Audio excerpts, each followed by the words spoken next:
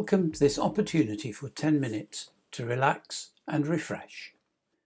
This time, I'm drawing heavily on my conversation with videoing expert Neil Benn as we reflect on how life can suddenly thrust us into the perfect storm and how, with the best of motives, well-meaning people can push us into entirely the wrong direction. So let Neil set the scene. So that was at mid-90s. I left and went freelance as the director and directed everything from Teletubbies to poker programs, and then set up my own production company, making kids and educational programs. Did the animation series for the BBC that was nominated for the BAFTA. I was then hired as a senior producer in Teachers TV, and this was 2010. So I was nominated in 2009 for BAFTA, 2010. Now, in 2010, the BBC moved from White City, Shepherd's Bush, to Manchester. So that was children's and schools TV, and that was my biggest client in the BBC. And I had young kids at the time, and I didn't want to move up to Manchester. And a lot of my contacts in BBC and children's decided to take redundancy because they didn't want to move up. So my contacts within the BBC disappeared. So that was my biggest client gone. The government, when all the austerity had their did lots of cuts, and Teachers TV had their funding cut. So that was my second biggest client gone, and my divorce went through. And that all happened within about 2 months. And that was in December 2010. And then in February 2011, my ex-wife disappeared and left me with the kids. Just couldn't cope. And just one day she was there, and the next day we had no idea where she was. And 3 weeks later, she appeared in Leicester, and I live in Watford. And she couldn't cope, and I was left looking after the children. So no work, no money, a 5-year-old and a 7-year-old to look after. And it was like, oh my God, what do I do now?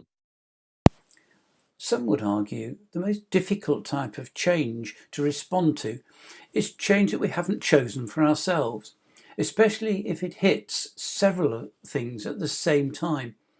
And if these changes are very close to things that we hold dear, our closest relationships, our sense of worth and identity, our ability to provide for those nearest and dearest to us, then it can be even more difficult and disorientating. Has this happened to you? And if it has, what did it feel like?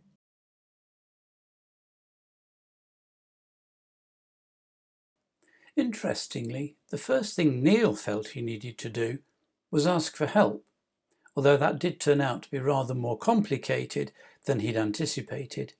Some of the stuff I did have time, because I knew the BBC was closing or moving away, and Teachers TV. So I had a little time in terms of that work, and I could have had things not happen with the ex, created some work.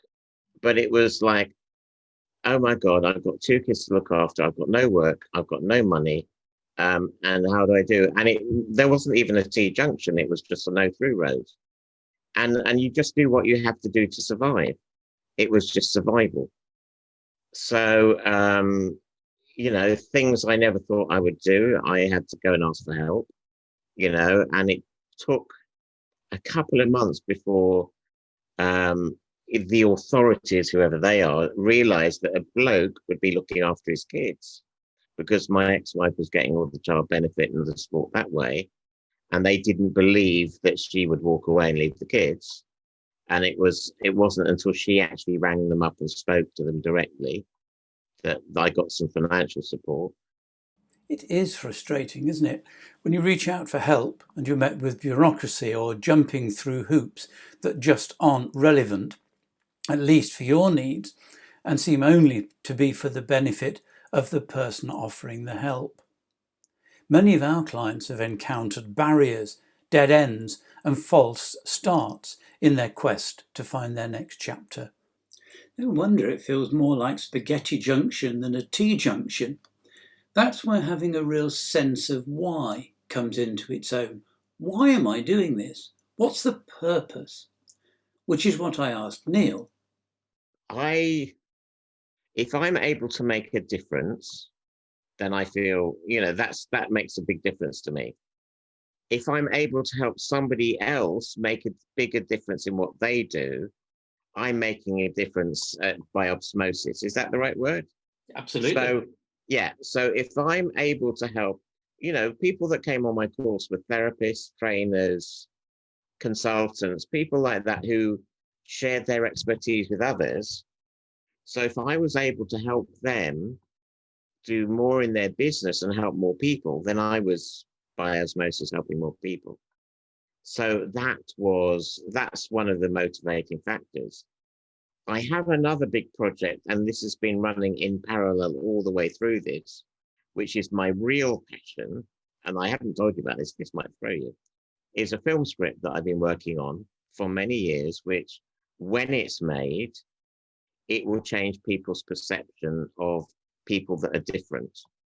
So that is the real driver for me. I mean, when I was 11, I wanted to make TV programs, right? And I would not let that idea go until I started making TV programs, right?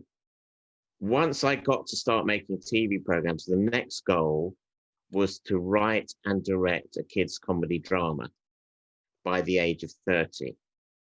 And on my 30th birthday, we wrapped on the final day of a one-off comedy drama that I had written and directed.